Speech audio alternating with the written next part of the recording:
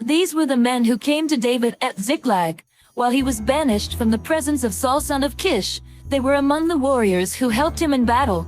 They were armed with bows and were able to shoot arrows or to sling stones right-handed or left-handed. They were relatives of Saul from the tribe of Benjamin, Ahiezer their chief, and Josh the sons of Shammah the Gibeathite, Jeziel and Pelet the sons of Asmaveth, Barakah, Jehu the Anathothite, and Ishmael the Gibeonite, a mighty warrior among the 30, who was a leader of the 30, Jeremiah, Jahaziel, Johanan, Jozabad the Gederathite, the Luzai, Jerimoth, Bealiah, Shemariah and Shephatiah the Heraphite, Elkanah, Ishiah, Azarel, Jozer and Jashabim the Korahites, and Joelah and Zebadiah the sons of Jeraham from Gedor.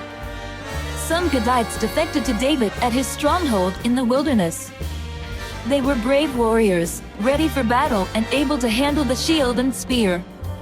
Their faces were the faces of lions, and they were as swift as gazelles in the mountains.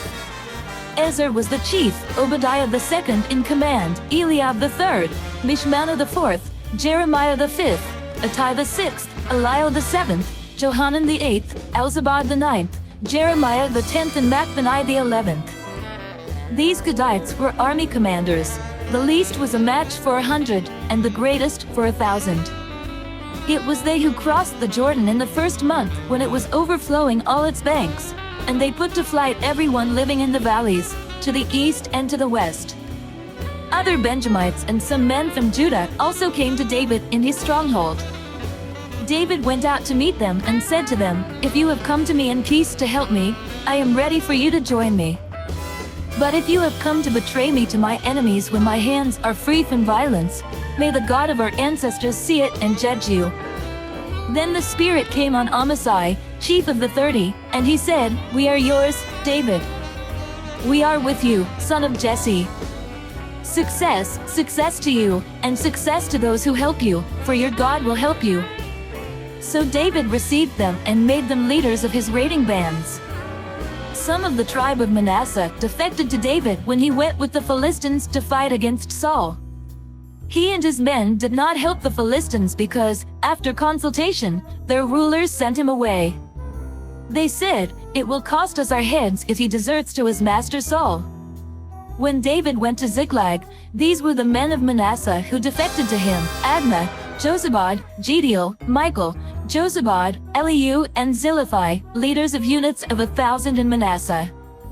They helped David against raiding bands, for all of them were brave warriors, and they were commanders in his army. Day after day men came to help David, until he had a great army, like the army of God. These are the numbers of the men armed for battle who came to David at Hebron to turn Saul's kingdom over to him, as the Lord had said, from Judah, carrying shield and spear, 6,800 armed for battle. From Simeon, warriors ready for battle, 7,100. From Levi, 4,600, including Jehoiada, leader of the family of Aaron, with 3,700 men, and Zadok, a brave young warrior, with 22 officers from his family. From Benjamin, Saul's tribe, 3,000, most of whom had remained loyal to Saul's house until then. From Ephraim, brave warriors, famous in their own clans, 20,800. From half the tribe of Manasseh, designated by name to come and make David king, 18,000. From Issachar, men who understood the times and knew what Israel should do, 200 chiefs, with all their relatives under their command. From Zebulun, experienced soldiers, prepared for battle with every type of weapon, to help David with undivided loyalty, 50,000. From Naphtali, 1,000 officers, together with 37,000 men carrying shields and spears. From Dan, ready for battle, 28,600. From Asher, experienced soldiers prepared for battle, 40,000. And from east of the Jordan, from Reuben, Gad and the half-tribe of Manasseh, armed with every type of weapon, 120,000. All these were fighting men who volunteered to serve in the ranks. They came to Hebron fully determined to make David king over all Israel. All the rest of the Israelites were also of one mind to make David king. The men spent 3 days there with David, eating and drinking, for their families had supplied provisions for them.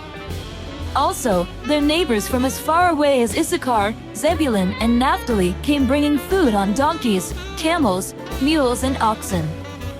There were plentiful supplies of flour, fig cakes, raisin cakes, wine, olive oil, cattle and sheep, for there was joy in Israel. Come, follow me, and I will send you out to fish for people. I hope and I pray that the Spirit of God, the Almighty, is with you, and that His Son and His Holy Spirit bless you and your family throughout eternity.